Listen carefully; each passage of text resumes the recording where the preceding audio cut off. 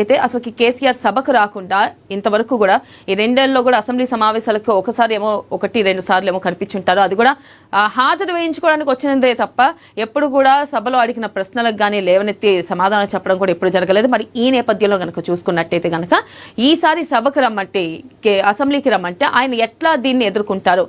నిజంగానే ఈసారి కేసీఆర్ అసెంబ్లీకి వచ్చే అవకాశం ఉందా? రేవంత్ రెడ్డి అడిగే ప్రతి ప్రశ్నకు సమాధానం చెప్పే అవకాశం ఉందా?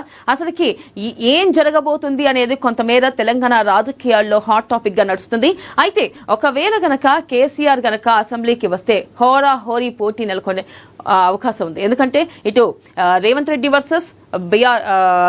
వర్సెస్ కేసీఆర్ అనేట్టుగా సభలో చర్చలు జరగనుంటాయి. అయితే ఈ నేపథ్యంలో అసలు ఈ రోజు సమావేశంలో ప్రధానంగా ఏ నిర్ణయాలు తీసుకుంటారు, 28న సభ పెడితే ఏ అంశాలపై మాట్లాడతారు, జనాకర్షణ కోసం ఏ అంశాలని లేవనెత్తుతారు, ప్రత్యేకంగా తెలంగాణ వాదం అయితే మరొకసారి లేవనెత్తే అంశంగా కనిపిస్తుంది కృష్ణా జలాల అంశంపై.